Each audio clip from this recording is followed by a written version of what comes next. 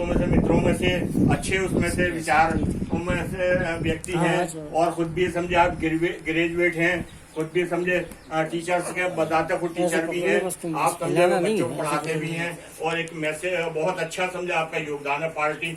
आप और अच्छे प्रभारी भी हैं, उत्तर प्रदेश के भी हैं और यहाँ पे भी आप देख रहे हैं, ये इनका बहुत बड़ा योगदान है। हम इनके लिए हर वक्त तैयार हैं, तत्पर हैं इनके लिए। जब भी हमें हुक्म करेंगे हम इनके कथन पे समझे सब लोग समझे आ जाते हैं और अपना काम अंजाम देते हैं। इसी बात को मैं धन्यवाद भारत आगे।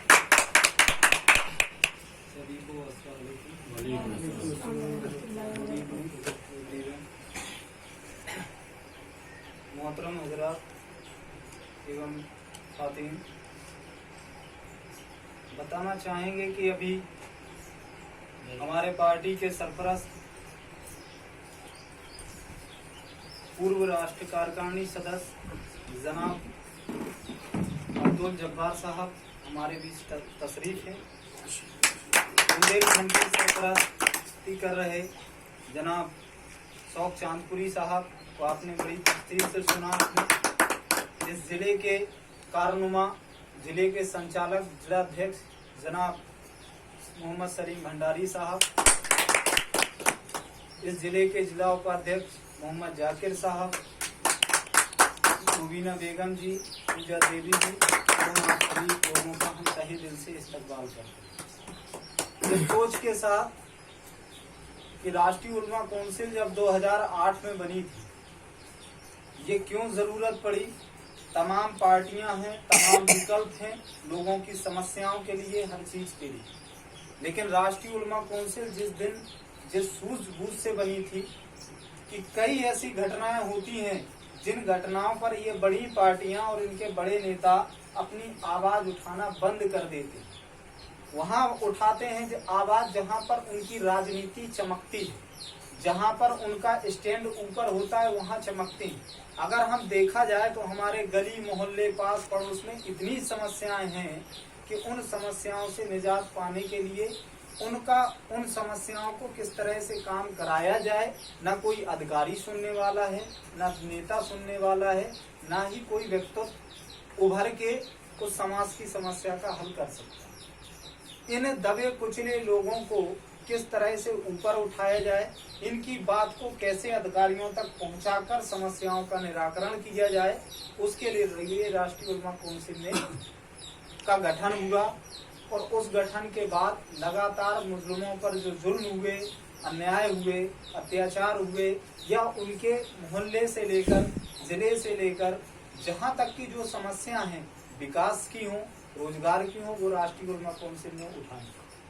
वर्तमान में किसानों पर जो एक मंत्री ने के लड़के ने जो जुल्म ढाया है, राष्ट्रीय उलमा काउंसिल के हैसियत से हम उसकी निंदा करते हैं और ये सरकार से मांग करते हैं कि जिस तरह से एक मंत्री की पोस्ट होने के बाद उसके सारे ऐश आराम उनके लड़के लेते हैं, ठीक उसी प्रकार जो किसान 10 महीने से कई बॉर्डरों पर, कई जगह पर धरना प्रदर्शन कर रहे हैं।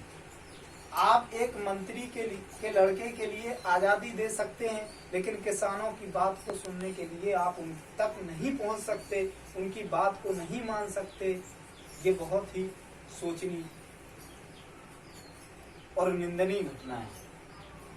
हम इस उम्मीद से ज्यादा वक्त न लेते हुए, ज्यादा अपनी बात बहुत ही सरल माध्यम से आप तक पहुंचाने के लिए, पार्टी का मैसेज देने के लिए कि हमारी पार्टी का कोई बड़ा मैनिफेस्टो नहीं, कोई बड़ा उद्देश्य नहीं है, केवल एक और एक उद्देश्य है कि हमें जुल्म और अन्याय के खिलाफ आवाज को बुलंद करना। राष्ट्रीय उलमा काउंसिल जिंदाबाद, आमिर रसादी जिंदाबाद, जिंदाबाद जिंदाबाद, मुबारक खान जिंदाबाद, जिंदाबाद। ये जुल्म किसी के साथ भी हो सकता है, छोड़ जाओ, अरे उनको छोड़ के किसी भी इंसान के साथ हो सकता है, किसी भी महिला के साथ हो सकता है, किसी भी लड़की के साथ हो सकता है, किसी भी बालक के साथ हो सकता है, किसी नौजवान साथी के साथ।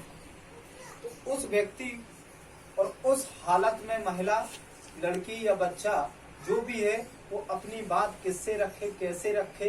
बड़े लोग बहुत हैं, बड़े लोग सुनते नहीं हैं, छोटों की कोई पूछ नहीं है। उनके लिए राष्ट्रीय उलमा काउंसिल का बिना धर्म बिना जाति के ये दरवाजा खुला हुआ है। कोई भी व्यक्ति आकर अपनी बात को रखेगा, राष्ट्रीय उलमा काउंसिल के कार्यकर्ता उसकी मदद के लिए जो संभव हो सकेगी निस्वार्थ मदद के। कोई भी हमारी पार्टी में कोई दलाली नहीं है, कोई किसी भी मुद्दे को लेकर कोई बड़ी तफसील की बात नहीं है। केवल और एक मुद्दा है कि हम उसके साथ और हमेशा उसके साथ रहें। आज चूंकि पार्टी का स्थापना दिवस है, इस मौके पर हम पार्टी के 13वें स्थापना दिवस पर आप सभी को दिली मुबारकबाद देते हैं। हमारी इस पार्टी को जन्मदाता जनाब मौलाना आमिर रसादी साहब को भी मुबारकबाद अपने इस मीटिंग के माध्यम से, किले के माध्यम से, बुंदेलखंड की सभी यूनिट और कार्यकर्ता के माध्यम से हम भेज रहे हैं। और अल्लाह से दुआ करते हैं कि वो बुजुर्ग हैं, उनकी सेहत अच्छी रहे और उनको हम लोगों को और भी दिशा निर्देशन में काम करने की वो हो। आज कुछ लोगों को जिम्मेदारियां भी दी जाएंगी और कुछ लोगों को सम्मानित भी किया जाएगा। जैसे कि जो वक्त रहा है उस वक्त पर लोगों ने जिस तरह से काम किया है, जिस तरह से कैसे आगे बढ़े, वो सबके बीच रखा जाएगा।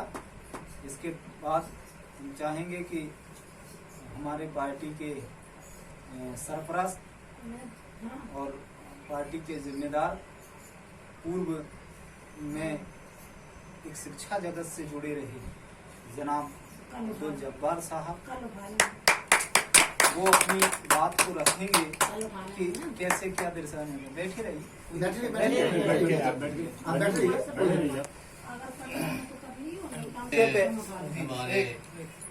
उसके पहले हम चाहेंगे कि जाकिर साहब और जिला अध्यक्ष जी और इदरीस साहब उनका स्वागत करें, खैर मकदम करें। इसके बाद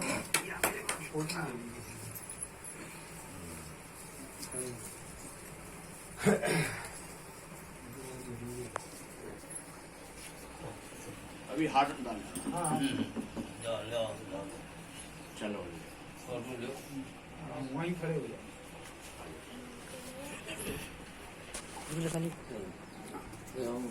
ये